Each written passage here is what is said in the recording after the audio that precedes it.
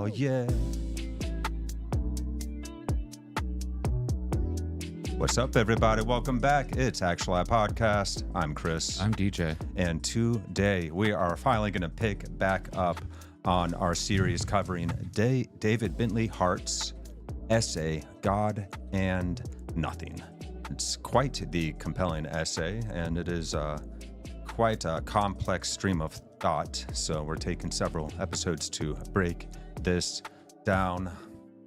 In a world starved for meaning, where ancient pagans danced with fate's tragic beauty and today's new age wanderers chase self-made vibes like fleeting highs, David Bentley Hart unveils a shocking twist. These paths crumble into isolation or despair, trapping us in cycles of chaos or shallow ego. But imagine a divine love that crashes into history, not as cold logic or distant myth, but as a living word made flesh, conquering emptiness through raw sacrifice and resurrection, turning our deepest aches into eternal embrace. This isn't just a theology, it's the ultimate rebellion against nothingness, beckoning nihilists, skeptics, and seekers alike to discover why only this revelation truly satisfies the soul's cry. Tune in to explore the void and the victory that fills it with the loving way of that one who walked from Nazareth. David Bentley Hart is quite an intriguing figure, and we encourage you guys to look him up if you're new to Christianity or trying to come back home to Christianity, because he has quite a unique way of expressing Christ's way of being and his understanding of Scripture. So, to pick back up where we left off, fam, let me just get myself situated here. In our previous episode, get back right to where my notes All the screens. leave off. Yeah, man. All the screens. Where were we? Around paragraph 14 of this essay. And guys, if you want to follow this, look for the look in the description under this video, and you will see links to the essay that we're covering, as well as an audio reading of the essay, which we will be working off of today as well. So in our previous episode, the last paragraph that we that we left off from, I should say, discussed how ancient philosophies like Plato's or Aristotle's were shaped by this idea of a world caught between order and chaos. And they saw reality as a tense balance where everything had its place, and truth was about accepting this structure, not escaping it.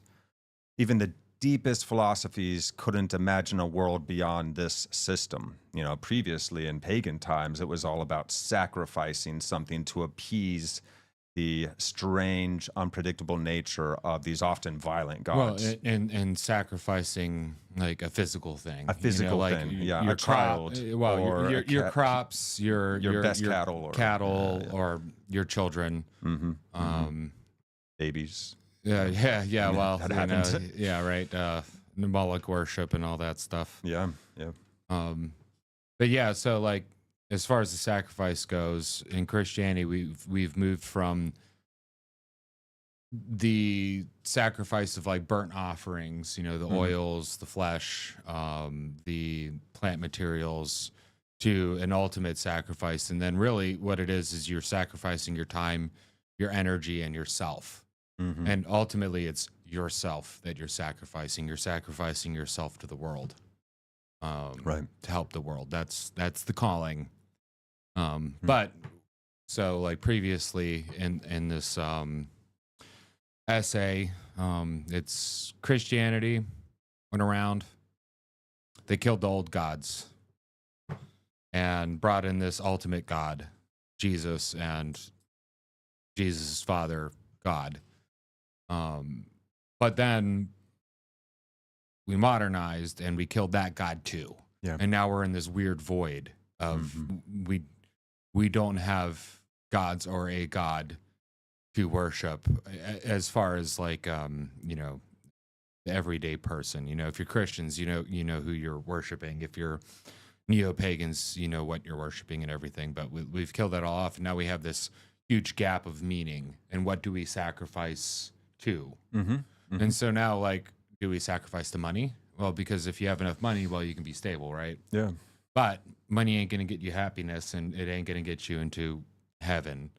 Well, if you sacrifice yourself to yourself, which is a lot of what's happening right now with the immediate gains that we're trying to see, is, you know, just I want to be happy, I want to feel my bliss, so I'm going to do a bunch of stuff.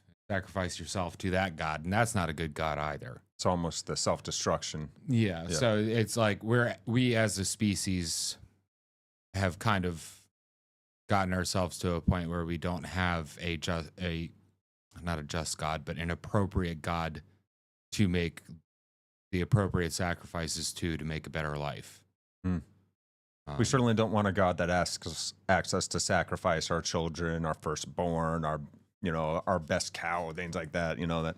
Well, even your sanctity as a pure human being, too. And we don't want a God that encourages self-destruction and nihilism and, just giving in to material pleasures. Well, we might want it, but we don't need it. Well, it's not going to help. Yeah, we think we want it. Yeah. So, yeah, basically, we're looking for something that.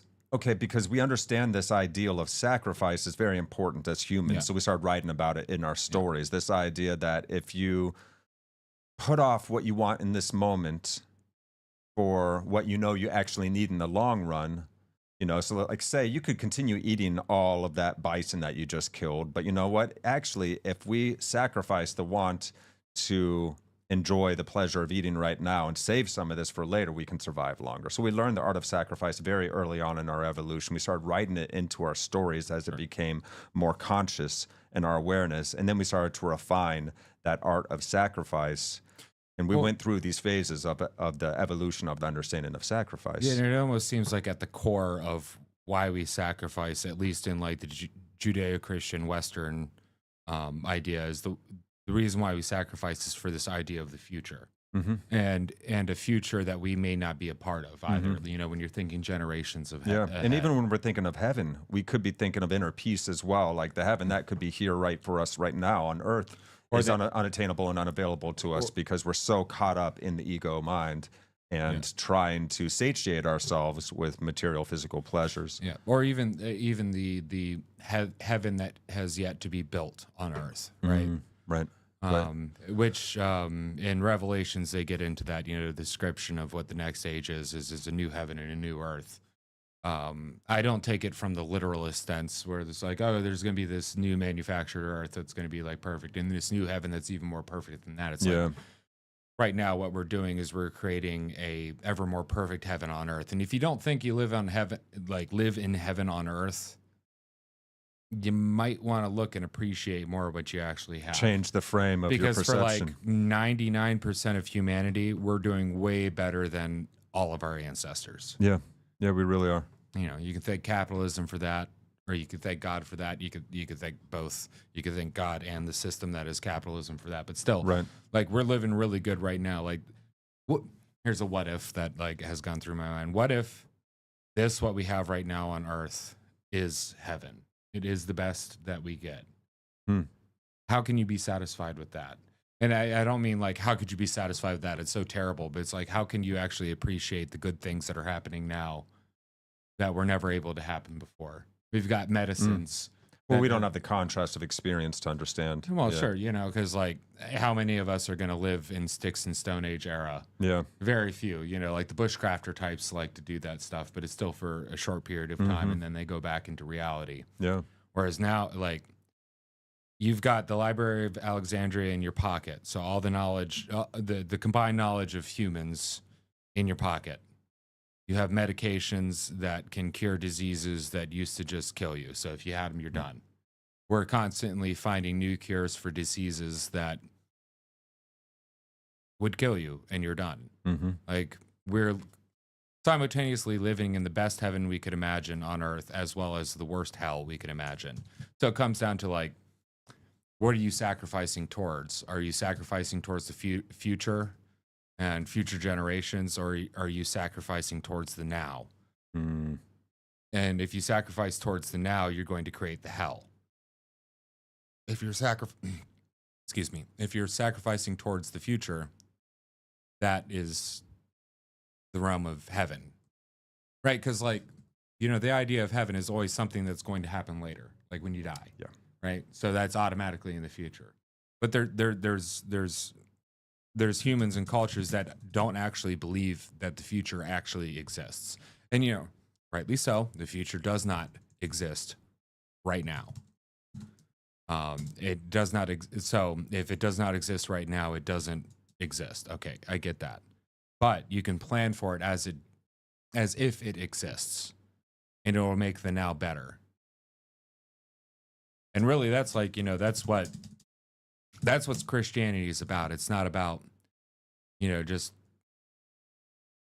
get on your knees and pray and proclaim that Jesus is your savior and all that stuff. Really, the Bible is a book about you and how best that you can align yourself with the world as it is and make it better and plan for the future. Because, you know, the promises for the Israelites were like, look, you know, you're going to have nations and nations that are following this. And, well, they were like, well, I see a bunch of sand and suffering. What do you mean? Like, this sucks.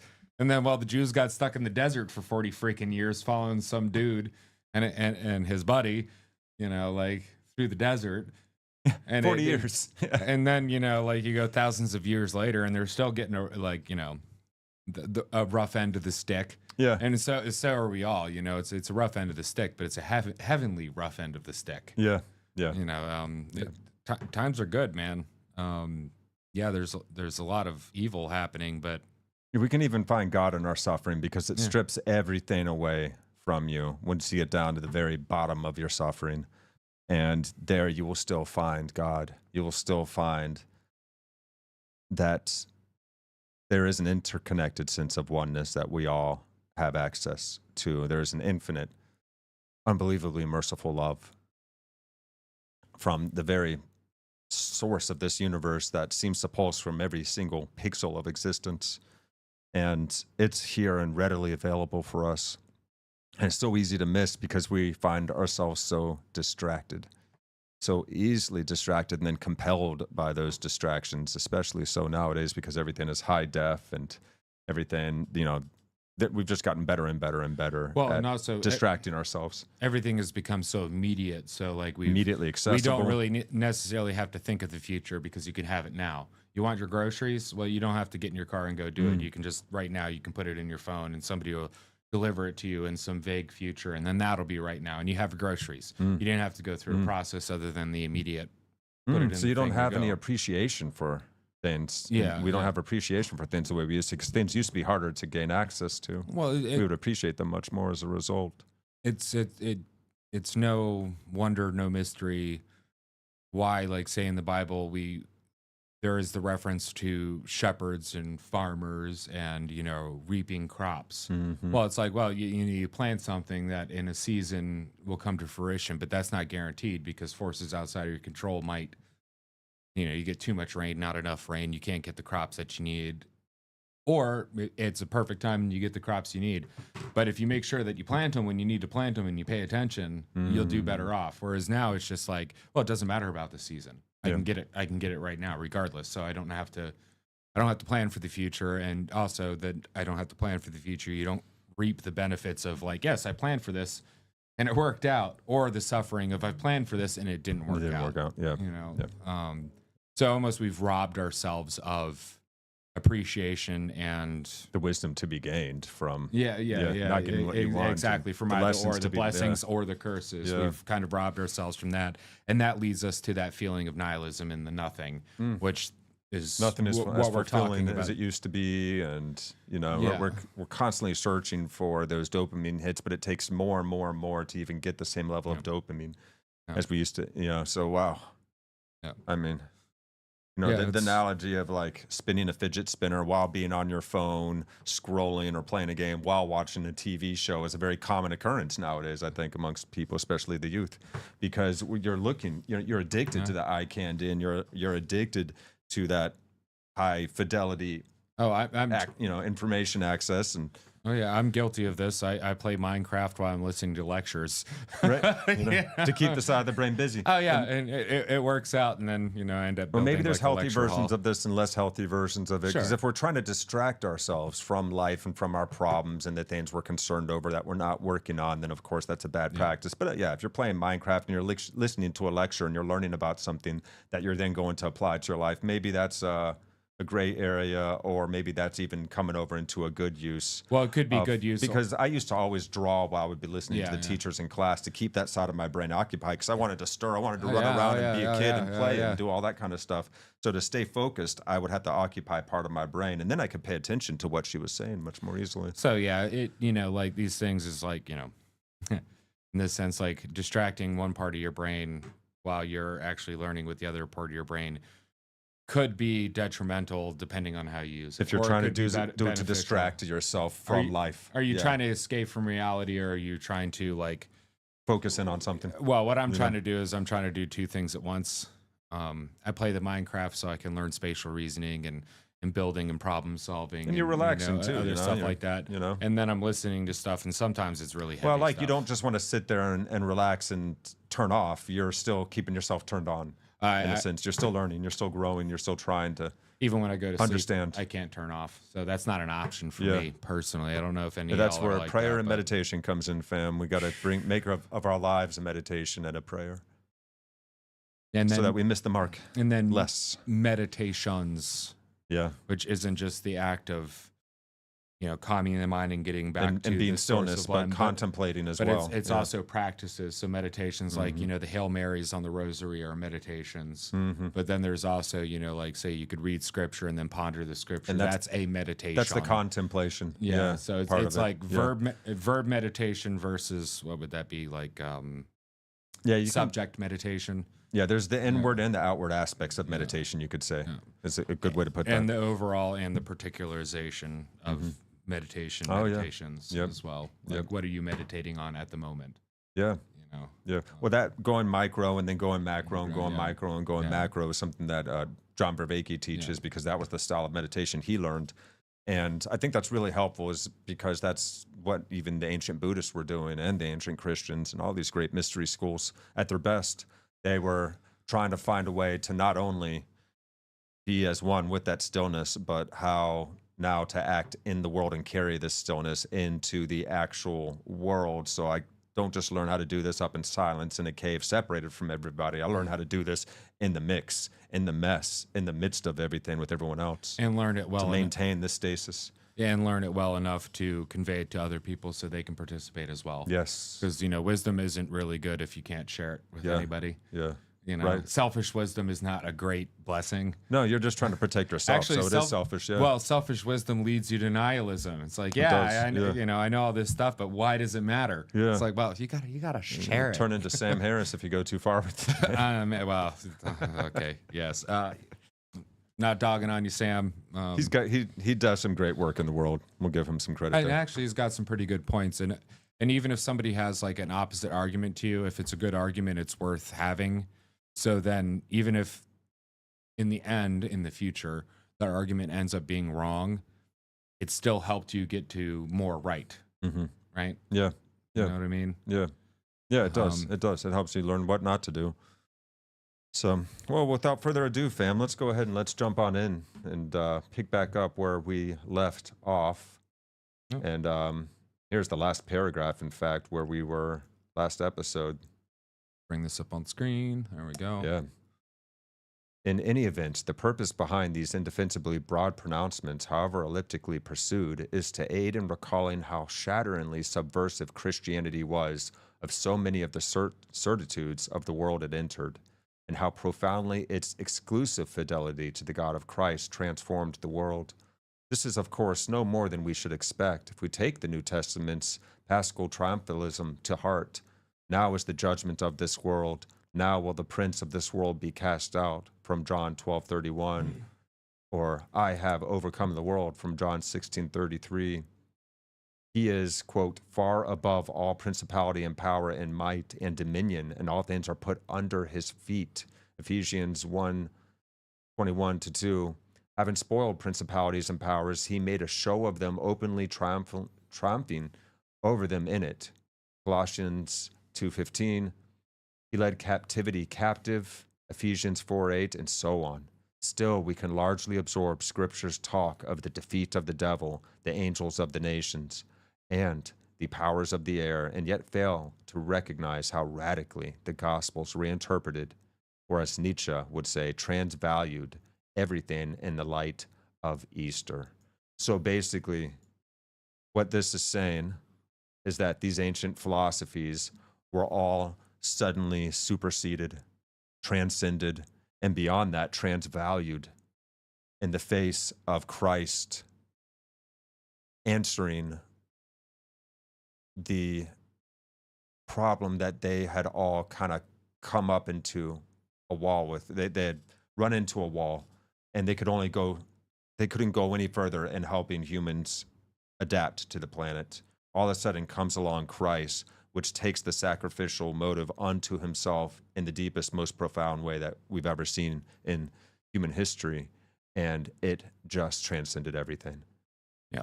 Which now we have an idea of the ultimate that is even more ultimate than it was before. Right? Yes. We no longer have conflicting gods with their own portfolios of influence.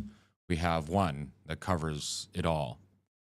And we've moved into a point where we've lost that one. Not that that one doesn't exist anymore. It's just we've lost it. We've become lost in the woods now.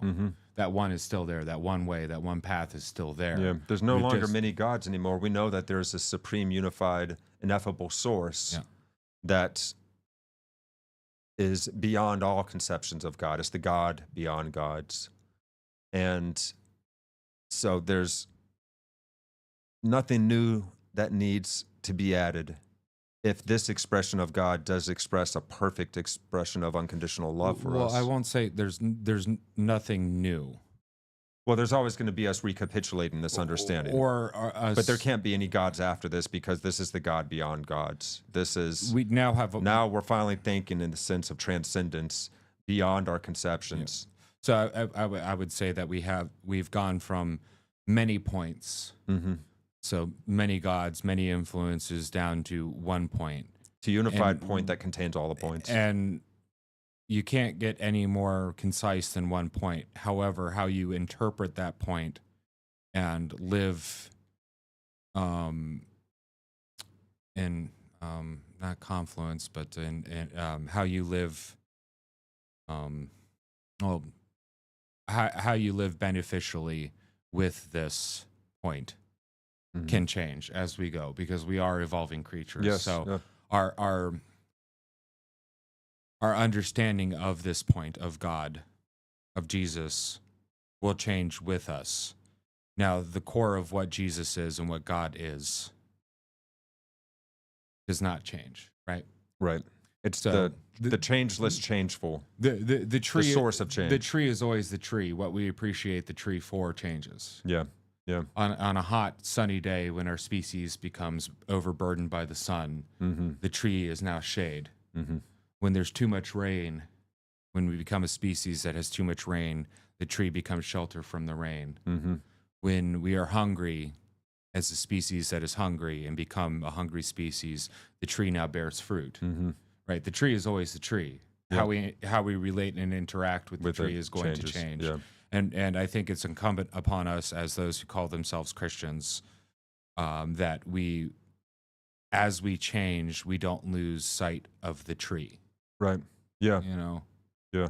We have to understand that we are speaking of an ineffable source that our relationship with will continue to evolve as time goes on. Yeah.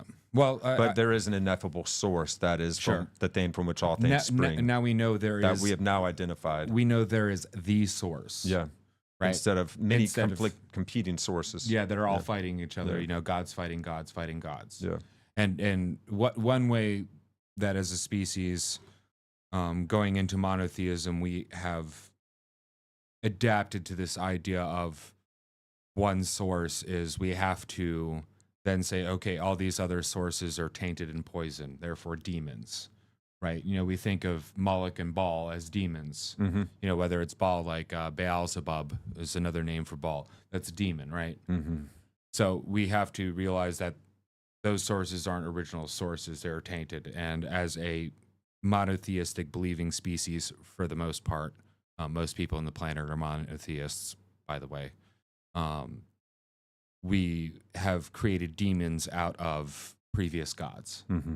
And I think we discussed this previously in other episodes of, like, you know, basically turning the old gods into demons.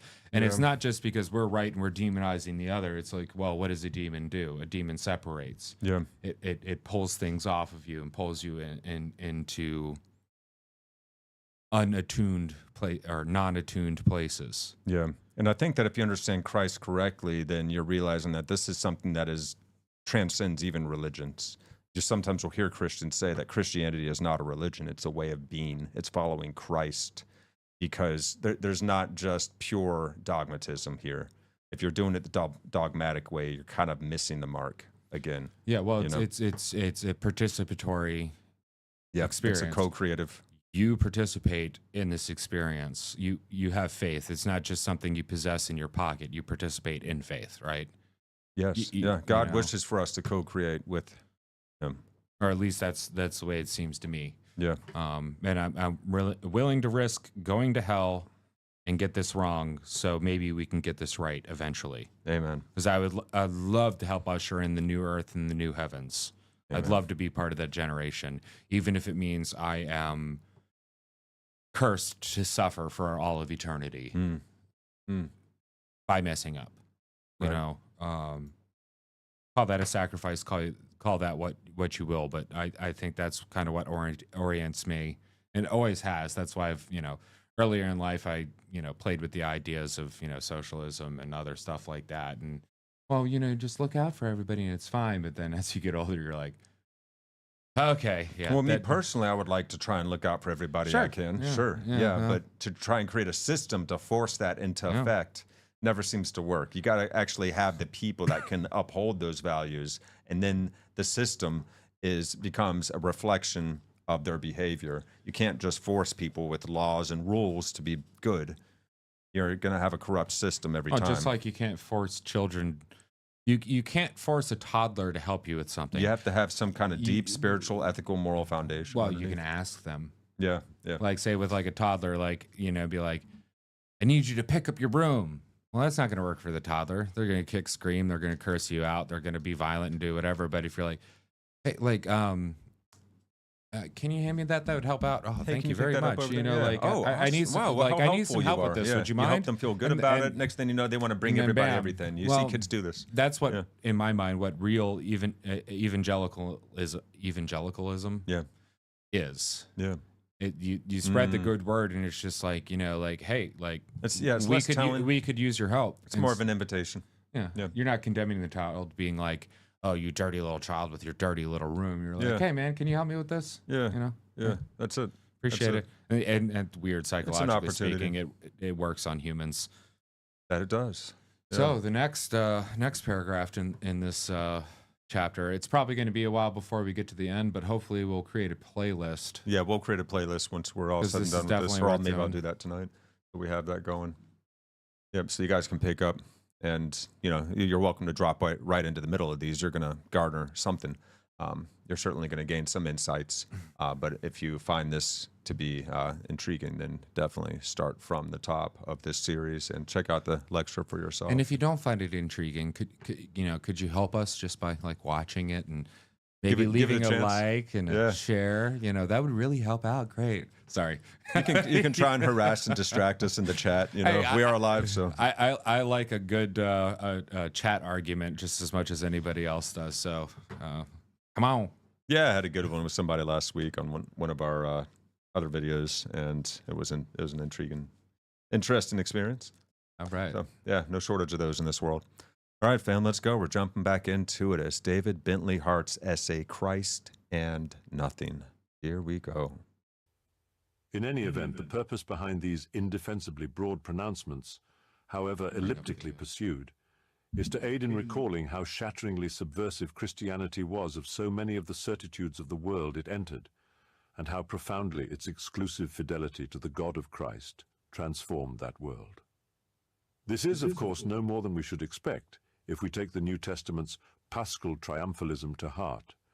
Now is the judgment of this world. Now will the prince of this world be cast out. John 12:31. I have overcome the world. John 16:33. He is far above all principality and power, and might and dominion, and all things are put under his feet. Ephesians 1:21 through 22. Having spoiled principalities and powers, he made a show of them openly, triumphing over them in it. Colossians 2:15. He led captivity captive. Ephesians 4:8, and so on. Still, we can largely absorb Scripture's talk of the defeat of the devil, the angels of the nations, and the powers of the air, and yet fail to recognize how radically the Gospels reinterpreted, or as Nietzsche would say, transvalued, everything in the light of Easter. Can we pause this just real The quick? example of this, So that just picked up where I just read off. Yeah, so prince of this world, they're not talking about Jesus, they're talking about Satan. Mm-hmm. And Jesus overcoming Satan. Mm-hmm. In our last episode, there at the end, I was talking about in Jesus' weakest moment, he crushed the head of the serpent. That's what this is talking about. Jesus overcoming the prince of this world, which was Satan, to then become the king of kings of this world, right? If that makes sense. But anyway. No, I think you're good there. And man, I'm just trying to find where we left off and make sure we're in the right point here. If you can help me kill some time from. Okay, there it is. Everything in the value and the light of Easter. Okay, so that was the last episode we did last episode. Sweet. Perfect. Okay, here we go. So let's go ahead and pick back up now. Now we're into new territory, fam. Here we go. I find most striking is the account John's Gospel gives of the dialogue between Christ and Pilate, John 18:28 through 19:12. Nietzsche, the quixotic champion of the old standards, thought jesting Pilate's "What is truth?" to be the only moment of actual nobility in the New Testament, the wry taunt of an acerbic ironist, unimpressed by the pathetic fantasies of a deranged peasant.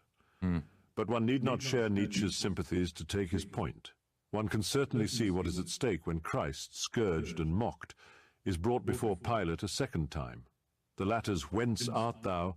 has about it something of a demand for a pedigree, which might at least lend some credibility to the claims Christ makes for himself, for want of which Where do you come Pilate from? can do little other than pronounce his truth.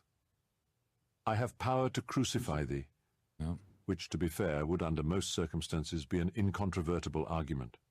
There. It is worth asking us. Should we, let's continue on Yeah, here. continue on. So But yeah, what so this tableau, here, pause it real quick. viewed from the So for those who don't know, Pontius Pilate was the Roman who was in charge of essentially deciding the fate of Jesus. Mhm. You know, they had there was the Jews of the time that weren't very happy, or the Jews in power of the time that weren't very happy with what Jesus was saying. It was like, look, we need to do something about it. But it was really up to Pontius Pilate because he was the greatest authority under the Roman Empire in that area to make that decision. And so when he says, you know, I have the power to crucify you, that's an interesting position because, you know, Jesus is God, therefore has the highest power, but now there's this not Jew, not Christian individual that has the power to end the bodily form of God on earth. So that's a really interesting relationship between Pontius Pilate and Jesus. And we know that Pontius Pilate actually existed, interestingly enough. But anyway. Yeah. So that's Pilate right there. All right, let's pick back up, guys. Here we go. crucify thee, which, to be fair, would under most circumstances be an incontrovertible argument. It is worth asking ourselves what this tableau, viewed from the vantage of pagan antiquity, would have meant. A man of noble birth representing the power of Rome, endowed with authority over life and death, confronted by a barbarous colonial of no name or estate, a slave of the empire, Jesus. beaten, robed in purple, crowned with Nazarene. thorns, insanely invoking an otherworldly kingdom and some esoteric truth, unaware of either his absurdity or his judge's eminence. Who could have doubted where, between these two, the truth of things was to be found? But the gospel is written in the light of the resurrection, which reverses the meaning of this scene entirely. if God's truth is in fact to be found where Christ stands. The mockery visited on him redounds instead upon the emperor, all of whose regal finery, when set beside the majesty of the servile shape in which God reveals himself, shows itself to be just so many rags and briars. This Interesting. So yeah, like, so this Pilate, he represents, the highest of the states of man. Judging this, and Nazareth wasn't some center of scholarly influence or anything. It was backwater bumpkin. Like, Jesus was a backwater bumpkin. Yeah. And who's this backwater bumpkin claiming to have all these super high like connections with the ultimate God that's beyond all of our gods? Because, mind you, the Romans were pagan at this point. They put up with the Jews. They're like, hey man, you pay your taxes, whatever. It doesn't matter what God you worship as long as you pay your taxes. Yeah. But who's this country bumpkin coming here to do this thing? But still, if you read it, like, Pontius Pilate started to realize, like, oh man, like who is this country bumpkin? Yeah. What is, like, Yeah, why doesn't he have any fear of me? And he just asked point blank, whence art thou? Like, who are you? yeah, Like, yeah, well, right. When and where and how did you get authority in this Yeah. place? And so he just asked him straight up, and he's like, well, like, I'm the one that can, say that you get killed. And Jesus, yeah, well, okay. Oh, key example. yes. Yeah. The story of Jesus before Pilate. To the Romans, Pilate represents power and truth, while Jesus was a nobody. Yeah. But the resurrection flips this on its head. Jesus is revealed as the true king, and worldly power is shown to be empty. This challenges all ancient ideas of authority and truth. Jesus is really upsetting the apple cart here. Well, and I think what the reason why it upsets this idea of authority and truth is at the time, authority and truth would be like might. So how much you can do with it, your fabulous palaces, how much wealth that you have, how much influence. Yeah. And who has less influence than a poor country bumpkin? So what is this claim that he has, and why is it moving so many people, this country bumpkin? Right. Yep. Why is that? And also, I think Pilate, to a certain extent, was a fair man, Yeah. right? And probably the reason why he got his position was his ability to be a fair man within the system, within Caesar's system. He was a fair man. He wasn't something that garnered glory for himself. Yeah. He was a He's an administrator. he was an administrator. I was like, this is what I do. Yep. I take pride in doing my job, and that's it. So He's kind of a good neutral figure, but he's in a position of power. actually, if we had more politicians and judges like Pilate, we'd probably be better off. Well, I remember when he asked the crowd, he's like, well, I can't. I mean, this crowd is going nuts. Yeah, So what but- do you guys want to do? Yeah, but the crowd wanted to release this horrible, barbarous individual that was, an insurrectionist, a rapist, a murderer, and whatever. The crowd wanted him released, so they released him and sent Jesus to the stocks. Dude. So, sometimes, what was it, Osho? I forget what the whole thing was, it was about democracy. It's like democracy is rule of the people, but the people are retarded. I think that was Osho. You'll have to. That's forgive why me John if I'm- Adams said, that you need a well-educated, Yeah. virtuous citizenry Yeah. to be able to pull off a democracy. But still, he did exactly what his position dictated he does. So he's probably the best person to say, yeah, Jesus, we're going to have to nail you to a piece of wood, because he wasn't some fanatical He wasn't doing it out of Jew. animosity. He wasn't a Yeah. fanatical pagan. No. He was just like, He was under pressure of the will of the people. I'm a bureaucrat, man, and this is He's what I like, got to do. Yeah, I'm about to have a ride on my hands here, so there you go, guy. Which kind Sorry. of sucks, but Yeah. it is what it is, and it was destined to be. Right? Yeah. Poor Pilate. Could you imagine going to work one day and having to deal with that? Oh my goodness. So yes, your job, even if it sucks, is still a blessing compared to that for the most Really? part. Really? So Yeah. the Gospels reject this tragic idea that death restores order. Instead, Jesus is resurrected. So the old sacrifice motif, Yeah, death can restore order if you sacrifice this to this angry God. Instead, this now is flipped on its head.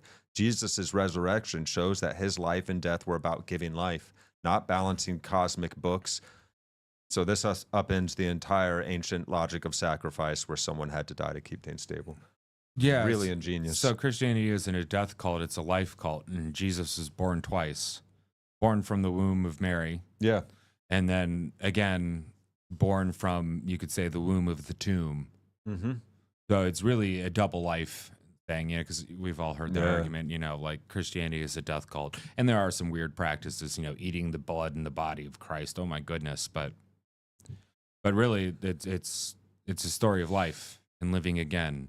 Yep. And giving, and through the ultimate sacrifice, giving life to people. Mm-hmm. And, you know, like anybody who's a warrior can understand this because they volunteer to give their life, to give life to those they love and care for. Yeah, Right? I have some notes here. Jesus' death isn't a typical sacrifice to appease God. In the Bible, it's about drawing closer to God, who gives life freely without needing anything in return. Jesus' life of love and service was a new kind of sacrifice, one that God accepts while rejecting the old idea of killing to maintain order. It's also a sacrifice that the poorest of the poor can give. Yes. Because you may not have land to give the sacrifices of the fruit or livestock to give the sacrifices of the flesh anymore. But you can give your time, your effort, You your can still caring, give it a loving way of being. your protection. Yeah. You can be a body that stands in front of the meek. You can be, your whole life can be orientated you can towards be the being of body service. that helps lift up the meek Yes. as well. So Yes. no matter how poor or how rich you are, you equally can participate in Mm-hmm. this. And that is revolutionary Yeah, as far incredible. as human spirituality goes. It's insane. It's incredible that this even became popularized in this time. You know, that Jesus pulled this off. It's nuts to think that this could even work, especially considering the times that Jesus comes from. But it could. I don't think it could have worked at any other time. You know, like it happened exactly when it needed It's to like happen. that volcano was about to erupt. Things had built to a certain point, and it just took this one person to come along. Well, and I may have said this before on the podcast, but I think everything in history, all of our prophets, all of our teachers have led up to this turning point that is Jesus Christ. And That Kairos. yes, the Kairos, and this turned the world on end. And Jesus is leading up to another turning point. And, you know, I would say that's probably what they're getting at in the book of Revelations. You know, not the doom and gloom end of it, but that this is the end, or The end, apocalypse side of it, where Yes, there's a new age coming. yes, the revealing Yeah. of God's plan. Yep. The closing There'll of the be a next doors of step. one age and the opening of the doors to another. Yeah. Yeah. Well, the So we pivot are going to point, have the to die to hinge. some old ways of being to enter into this new age. Well, sure, and you know, like we should all die every day, in a little way every time. You know, the lesser portions of ourselves, the portions of ourselves that no longer work, no longer serve the. And if you're an atheist listening to us, I appreciate it, but imagine this is what we're trying to do in Christianity is, in an atheistic sense, is live in a way that works best for the prolonging of not just existence, but meaningful existence of the Thriving human existence, yes. thriving existence Yeah. of the human species, Yeah. existing in this universe in a way that is, what is the word? Copacetic. Yeah. A little bit more copacetic. Yeah. A little bit more peaceful. So even if unified, you're an atheist, and you know, well, if you end up reading this stuff as an atheist and getting something out of it, you'll probably turn to Christ. But even if you're an atheist, you can still probably agree that it would be good if we could turn into a direction of better existence with the universe that prolongs a minimal suffering existence. Because we still got to suffer. Yeah. There's still going to be death. Yeah. There's still going to be stubbing your toe when you turn the corner too quick.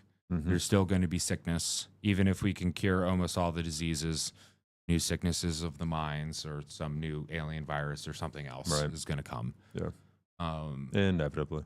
But there's a reason why it's, you know, they refer to Jesus as the way. The truth and the life. Yeah. Yeah. And the word. And the Word. and the Word. So that means The Word made flesh. We can communicate this way truly Mm. to live by, Mm-hmm. by following these teachings And giving up our egoic desires for self and self-interest. Yeah. and participating in it, not just blindly following, but participating in Yeah. it, right? Yeah, that's right. Can't just go up So- on the mountain and fall in love with God and come to peace. You got to come back off the mountaintop and bring that love to the people. And then you and gotta exhibit the way. Help them up the mountain. You got to learn how to "Come on, exhibit bud." the way in the midst of all the right. turmoil of these crazy people fighting each other as Yeah. well. And that's the times that we're in once again, isn't it? Yeah. Let's jump back in, fam. Here we go. Slave is the Father's eternal word, Let me whom give us a God little bit of acts as rewind shepherd, action there. all of whose regal finery, when set beside the majesty of the servile shape in which God reveals himself, shows itself to be just so many rags and briars. This Country slave is the bumpkin. Father's eternal word, whom God has vindicated, and so 10,000 immemorial certainties are unveiled as lies. The first become last, the mighty are put down from their seats, and the lowly exalted. The hungry are filled with good things, while the rich are sent empty away. Nietzsche was quite right to be appalled. Almost as Wow. striking for He me would is be. the tale of Peter at the cock's crow going apart to weep. Nowhere in the literature of pagan antiquity, I assure you, had the tears of a rustic been regarded as worthy of anything but ridicule. To treat them with reverence, as meaningful expressions of real human sorrow, would have seemed grotesque from the perspective of all the classical canons of good taste. Those wretchedly subversive tears and the dangerous Philistinism of a narrator so incorrigibly vulgar as to treat them with anything but contempt were most definitely signs of a slave revolt in morality, if not quite the one against which Nietzsche inveighed. A revolt, moreover, that all the ancient powers proved impotent to resist. Wow. In a narrow sense, then, Wow. So, and Nietzsche would have a problem with Nietzsche would have a problem with this because his whole shtick was the will to power. The strong will survive, and as they should. But I think he's mistaking where real power comes from. Right. And it doesn't come from having the riches and being on top and being necessarily born into or forced into this sense of power. The rich can come from this slave. Notice in this, he's referring to Jesus as a slave because in Roman society, his level is a slave. Yep. What do? He like in the life of Jesus, I think the reason why they don't talk about it is because he lived it unremarkably. Yep. He did it as a worker. Yep. And just as an unremarkable person like you or me that makes better times if you're there at the job site to help out. Yep. You know, so just this lowliest of the lowest, and no wonder Nietzsche has a problem with this because it's like, well, this lowest of the lowest person, they're like, dude, there's a reason why they're low. They don't have the willpower to be on top. Yes. Yeah, but you know, the will isn't mine or yours. The will is God's. It only flows through us if we're acting in accord with that will, right? There it is. So even Nietzsche missed things. And I'm not crapping on Nietzsche because like He was brilliant. He was a genius. yes, and he But was even right. the most intelligent miss things sometimes because you have an idea in your head that you hold firmly to, and when you're very intelligent, you can convince yourself you're already right about something you haven't looked into from an angle that you might have. Or missed. he didn't miss it. He caught it and was just like, man, like Just couldn't perplexed and was just like, Couldn't digest I it. see this, but why? or he couldn't You know? comprehend it. Yeah. Yeah, that makes Yeah. sense. Yeah.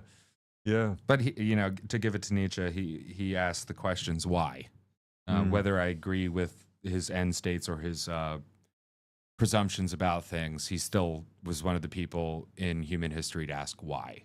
Yes. Yeah. You know, Yeah. right? Yeah. So Christianity also changed philosophy by teaching that the world is God's free gift, not a system of necessity. This freed God from being part of the world's rules and gave the world a new meaning as something created out of love, not obligation. Shoo. Let's jump back in, fam. Here we go. Well, not given out of love, but not given of obligation, but love. Say that one more time. Yeah, yeah. This freed God from being part of the world's rules and gave the world a new meaning as something created out of love, not obligation. Okay, so Yeah. freeing God from the world, as in the world did not create God, and then the love is not an obligation. Yeah, and we're about to jump into that paragraph I'm gonna now. have to think on that a bit, though. Yeah, I'm just Yeah. pre-gaming us, so now here we go, and now David's going to express that. Let's go ahead. I'll bring it Jumping back back, a few fam. seconds. Yeah, we'll do. that all the ancient, if not quite the one against which Nietzsche inveighed. A revolt, moreover, that all the ancient powers proved impotent to resist.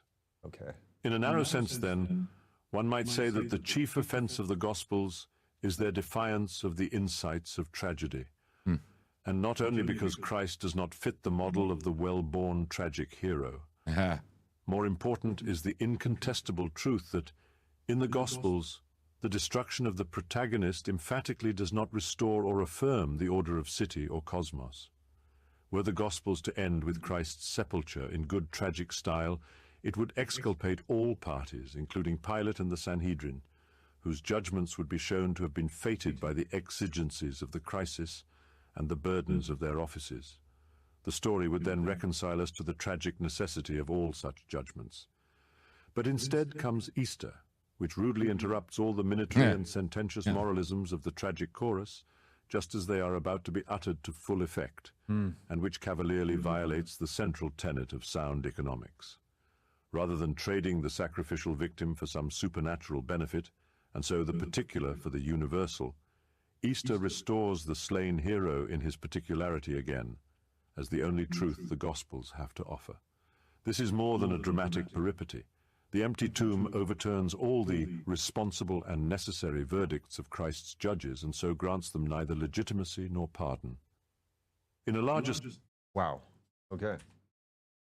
Grants them neither legitimacy nor pardon. Well, and the story would be just the same as, Hamlet or any other tragic story. But instead it's, imagine Hamlet, but, his dad came back and the guy he accidentally stabbed behind the curtains came back, and, his relationship with Ophelia ended up being all right.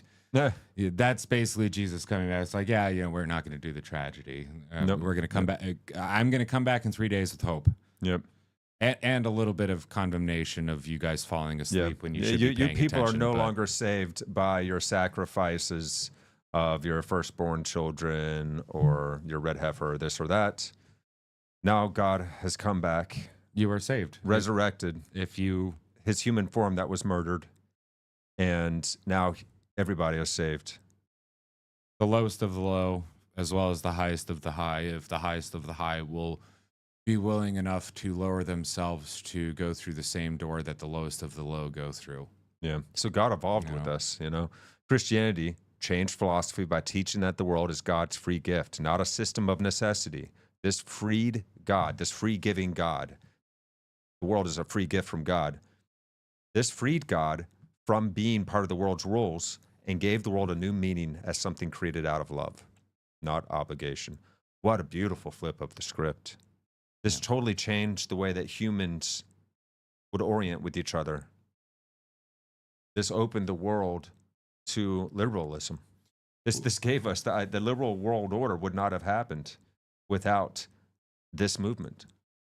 Well, yeah. It could not have happened. And it probably gave us something akin to the idea of giving everybody a baseline of respect. Mm-hmm. Right. Yeah. Because now every single human being is valuable. And then modifying and matters. And then modifying from there. So it's like the highest of the high, the kings get the same baseline respect as the paupers do in the eyes of God and in the eyes They're all held to the church, same standards. Yeah. Right. Which was a big thing. Like, now the king even has something that he has to be subservient to. We've now given all humans. We are all below an ultimate alpha that we all have to recognize, but this alpha just so happens to be supremely, perfectly merciful and loving. So he's not like anything we've ever experienced. Yeah, and in human terms. No matter how graceful and gracious a king may be, they are still under the graciousness and grace that is the Almighty God. Their power is given to them by this thing that we're all subservient to. Well, just the same as the poorest of the poor people, the slave, the woman. Yep. She matters equally. Well, they're still under the ultimate grace. Yeah, she matters equally to God as that king. That king isn't any more important to God just because he's a king. Now he's just another human being that God loves. And now there's responsibility. Something we haven't talked in here, where it's like, I do believe that there is God's holding you to a higher account if you have that level of power. Yes, exactly. There is a kingly responsibility Just like there is a responsibility for a head of a church or a head of a business or an influential friend within a friends group, right? There is a responsibility, but responsibility isn't a burden. It's your ability to respond.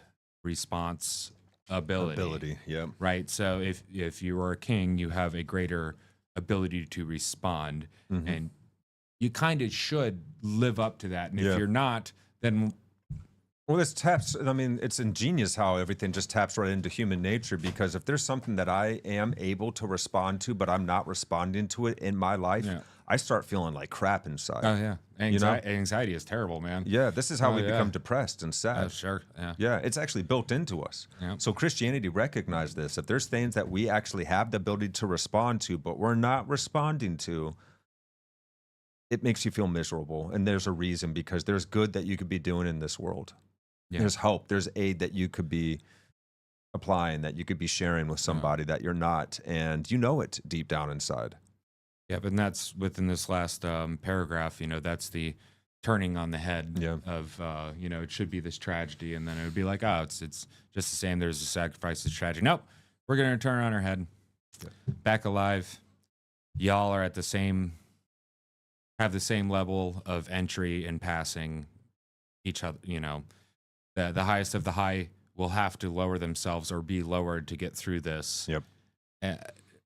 Because, well, ultimately we think that, I got to come down to the peasants. It's like, well, you're not coming down to the peasants, bruh. You are the peasant. You are. Just like the peasant is the king. Yes. There's a lot of philosophers that have talked about this long before Jesus was around. So, Epicurus, when he was sitting there, lounging about, and Epicurus was the guy that lived with the dogs and was just kind of grungy and awful and horrible and just lived in a barrel. And and he's just laying out in the sun, and the emperor comes and it's like, if there's anything I could give for you, just tell me, I will give it to you. And he's just like, well, you can step aside and get out of my sun. So the lowering of the highest human and the uplifting of the lowest human. And not by governmental means, but in the eyes of God. But in the eyes of God. The locus at which we move through is at the same spot, and we can all access it. So if you think you're high, you're going to have to come low. And if you think you're low, you're going to have to come high. Yeah. And if you think you're on the outsides, you're going to have to come on in. Yep. Dig it, man. Dig it. And it's not a tragedy or a comedy. It's a comagedy. Yeah, right. Yep. It's all of those things at once. It's the yin and the yang. Yin and yang and together. Alrighty, fam. We jumping back in. I think we got time for one more. I think so. Yeah, I was just thinking that. Yep. Let's do it. Christ's judge, the empty So truth let me pull us the back a Gospels bit. have to offer. This is more than a dramatic peripety. The empty tomb overturns all the responsible and necessary verdicts of Christ's judges, and so grants them neither legitimacy nor pardon. In a larger sense, then, the entire sacrificial logic of a culture was subverted in the Gospels. Yeah. I cannot attempt here a treatment of the biblical language of sacrifice, but I think I can safely assert that Christ's death does not, in the logic of the New Testament sources, fit the pattern of sacrifice I have just described. Yeah. The word sacrifice is almost inexhaustible in its polysemy, particularly in the Old Testament. But the only sacrificial model explicitly invoked in the New Testament is that of the atonement offering of Israel, which certainly belongs to no cosmic cycle of prudent expenditure and indemnity. It is rather a kurban, literally a drawing nigh into the life-giving presence of God's glory. Israel's God requires nothing. He creates, elects, and sanctifies without need, and so the atonement offering can in no way contribute to any sort of economy. It is instead a penitent approach to a God who gives life freely, and who not only does not profit from the holocaust of the particular, but who in fact fulfills the sacrifice simply by giving his gift again. This giving again is itself, in fact, a kind of sacrificial motif in Hebrew scripture, achieving its most powerful early expression in the story of Isaac's Akedah, and arriving at its consummation, perhaps, in Ezekiel's vision in the Valley of Dry Bones. After all, a people overly burdened by the dolorous superstitions of tragic wisdom could never have come to embrace the doctrine of resurrection. Wow. I am tempted. Wow, dude. What? We could take an entire episode just breaking down that paragraph. Well, I tell you what, exploring those stories. That wow. I tell you what, next week with fresh eyes and fresh ears, we should recap on this one and then do a little bit of a breakdown before we move on. Yeah. So, and So- even to our atheist friends, it's like, I would like you to join us in the fraternity of Jesus. Yeah, That even if you that doesn't mean you can't actually garner really good understanding about the word. Yeah, if you don't by like the reading idea of the word, the religion, yeah. just the Christ guy, we can all agree that he was on point. Well, Like, and even he had something going on. This is going to be heretical, but even if you're the type of person, it's like, well, I can't believe this person existed. Read, Yeah. because this is about you. And even if he doesn't, even if he didn't exist, even though historians He now, did. of I course, believe he universally did. agree, even We know atheists, he did. historians, we know for a fact that this guy, he's the most accounted for historical figure in history. Yeah, oh yeah. We definitely know that he existed. But even if he didn't, let's say, the way of being that he exemplified in those stories certainly is an ultimate ideal that we could all live up to. Yeah, It and definitely gives us a way of being that is like high level and forgive me for being a little sneaky, and because really hard to live up to. Like it's that high level that none of us will ever quite reach it. So it gives us an infinite room to grow, transcendent ideal, which is what we as humans need. We need something we can improve upon, and that gives us the breadth and the room to do that. and within the right avenue to do it without Yes. self-destructing. Yes, right? yeah. But forgive me for being sneaky from my atheist friends. I'm going to tell you straight up. I believe if you actually read the word, you read the Bible, and not just as a fantasy book, but you read it for insight, you will come to Christ. That's just how it worked. That's how I came to Christ, right? You know, these lessons, and like being skeptical. It's okay to be skeptical. What it's not okay is to harden yourself against these ideas, because if you do, then you will never actually be able to see the blessing of what these ideas are telling you about yourself and about the universe and about how you can not ultimately but optimally exist in the world and in heaven and make heaven on this world. So whether you're super down with Christ and you're a Christian or you're anybody else, I think you can get a lot out of looking at Christianity, reading the Bible, even read the there's Jewish study Bibles written by Messianic Jews that are actually really good too, because they're more into what the Hebrew Messianic words, Jews being Jews that believe that Jesus was the Messiah, but they're still Jews, right? Yeah, and they're still Jews. Yeah. But they focus, like, I have one, and it focuses on like what do these words mean that were, like, say in the Old Testament, the old Aramaic and Hebrew words. What do they mean? What are the different translations in there? It's actually pretty good, because words, like, you can learn a lot about a word by where it comes from. Oh yeah, that etymology. Yeah. So, and God, I love English, even though it's really messed up. The etymology of English, linguistics is fascinating. It's really interesting to see how, because it's how we think, And English has just incorporated pretty much everybody's language around the world into itself. Right. We have, as much as it had access to Asian at the time, language. Yeah. Well, even now, like, it's continuing to Boy, evolve. that's right. It we does. have there's a bunch of, like, Asian words that we use without realizing it. Just there's a bunch of Middle Eastern words, a bunch of African words, Native American words that we, Geronimo, that's what you say when you jump off the cliff to do cliff driving. Well, where does that come from? Oh, that was a dude. Point in time. So English is a really cool language. I won't say it's the chosen language, but there's probably a reason why it is the universally spoken language. Yeah. Because it's able to like combine all the different languages together, even though it's confusing. Our spelling structure doesn't make sense. I've never figured it out. English is a tough one. Is That's what everyone says, that it's learning it for the first time, and of course we grew up with it. So I'm still learning. But just to recap that last paragraph we just covered as well. Christianity took the best parts of ancient philosophy, like Plato's idea of the good or Aristotle's idea of reality, made them better by fitting them into a new vision of the world created by a loving God. This left the old pagan temples empty and their ideas absorbed into Christianity's larger story. So that's what we'll be picking up on next time, fam. And before we leave today, let's actually Good do news breakdown. a good news roundup. Round up that good news. Because God knows there's a shortage of good news in the world right now. Or at least in the media. In the media, let's say that. Yeah, thank you. Yeah, because there's plenty of good news in the world. That's Yeah. why we like to highlight it. It's just not being sourced through the media. Here's Right, something what do that's we got really here? exciting. The spirit molecule, who knows who that is, defends the brain against stroke in mice. Breakthrough study shows. Ooh. So here's the co-authors of the study from the Biological Barriers Research Group of the Institute of Biophysics. Thank you, ladies. Oh, there it is. NN, dimethyltryptamine, is a potent psychoactive molecule present in the brain and much of the world's plant life, but it may also be able to save humans from damage in the event of a stroke. Scientists in Hungary use it to reduce the harmful effects of stroke in animal models and cell culture experiments. Known to produce life-changing experiences reported to include the perception of dimensional travel, ego death. It says eco. Eco death. Eco Hey, death. you know. Yeah, no, it's not killing the planet. It's just the ego. Maybe it is. Encounters with intelligent beings and the feeling of achieving a universal love with all living things. DMT can be found anywhere in nature, and it is in fact produced endogenously in the pineal gland.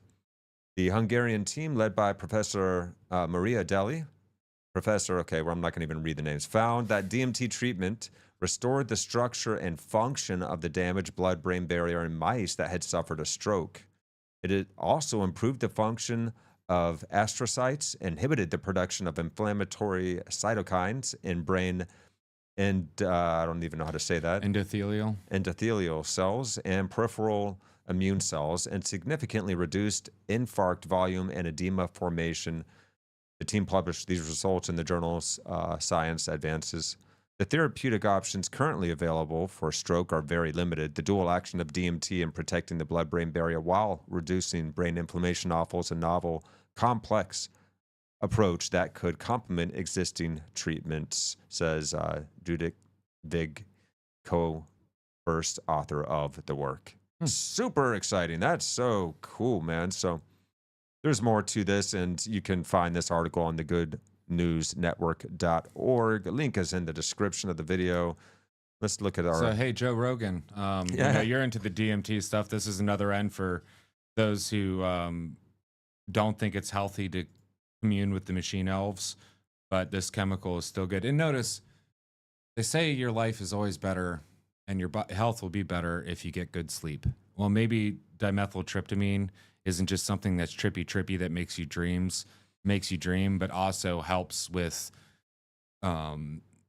regulating the surface membranes of neuron dendrites, blood vessels, and like actually stabilizes things in your brain, because like encourages neurogenesis, helps regrow. Yeah, because I think our neural pineal pathways. gland. I don't really think that it's just there to make us trip and dream, but it also has to. No, it's there must be endogenous. something important that this It's chemical produced does. in large amounts in our lungs. It's in our liver. It's perhaps our pineal gland. It's in grass. It's in all kinds of plants. It's in pretty much everything. It's, so pretty like, much. what does it do? Yeah. Like, and how does it do that? Not just the psychedelic trippy stuff. Yeah. But yeah, anyway. So, hey, some good news on there, not just the psychotropic end, but also like the helping with the brain, because there's not much you can do for people with a stroke other than like behavioral therapies and get them to stack the cups and rebuild. This is huge. This is really exciting. All right. Well, So thank you, there's that. ladies. Yeah, thank you and very thank much, you ladies for in the Hungary. funding institutes that made that happen. This is good news. Yeah. All right. Now, the always fatal Huntington's disease successfully treated for the first time with gene therapy. This is huge. so exciting. And gene therapy freaks me out, but for this kind of What stuff, I good think it's news. important. There is no cure for Huntington's disease, Nope. a devastating brain disorder that causes severe motor loss, dementia, and eventual death. But a clinical trial delivered positive results this week, finding that patients receiving a new treatment for 36 months experienced 75% less progression of the disease overall compared to patients who did not. Wow, man, that's huge. This is the first time a drug trial achieved a significant slowing of Huntington's progression, according to Unicura, a gene therapy company based in the Netherlands and the U.S.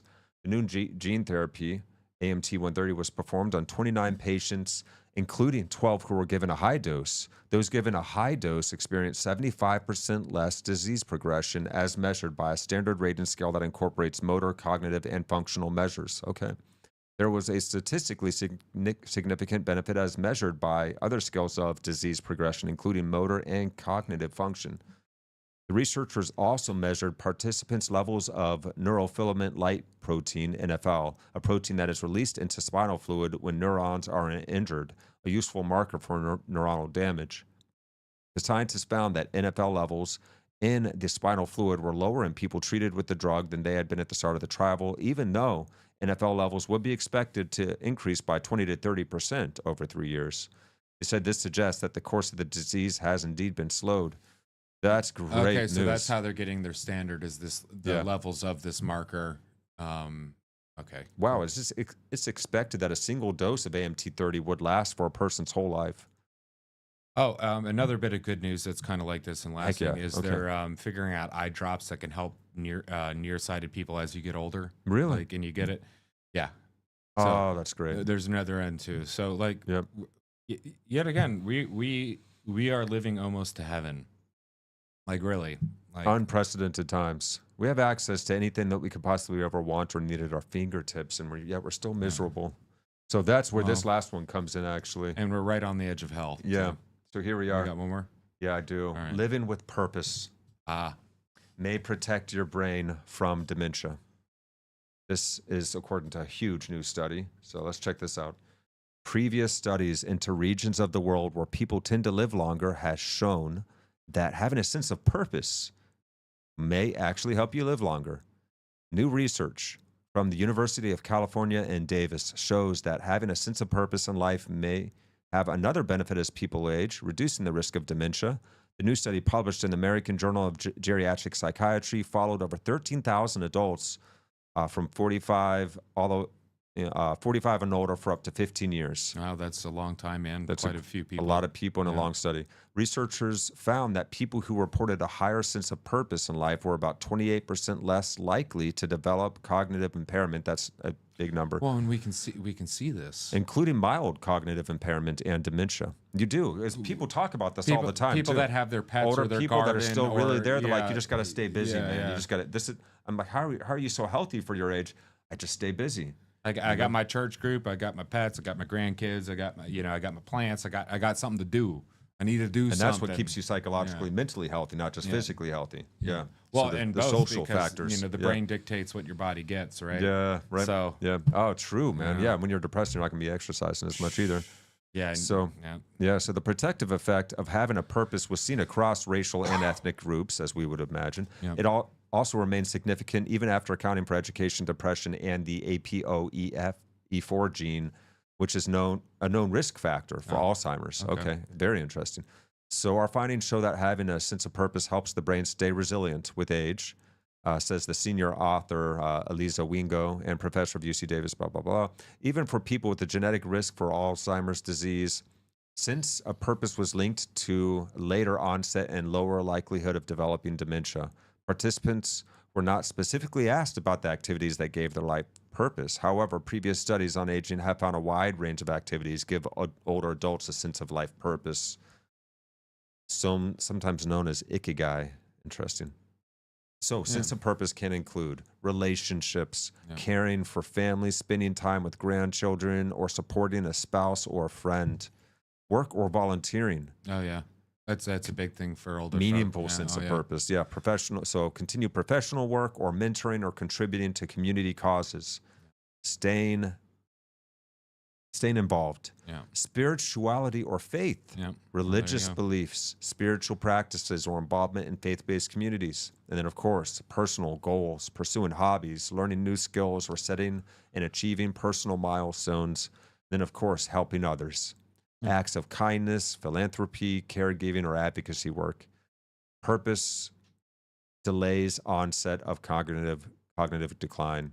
They also found that people with higher purpose tend to experience cognitive decline later than those with lower purpose. So this goes on, but this is so beautifully exciting. Once again, there is a lot of good news out there in the world. So Look for the helpers, fam, It in seem- times of It crisis. seems like we've got somebody commenting over there on the what is that, the Hey. Twitch side? Oh yeah, totally missed you over there, Shavaya. What's up, Shavaya? Well, let's cover some of Shavaya's stuff. Yeah, before we you've been leave off active with here. us. Yeah, thank you so much for joining once again, Shavaya. I wasn't monitoring the chat as well. And I don't have my this glasses episode. on, so I can't really see much. I see you out there over on Twitch. Shavaya says regarding John 14:12,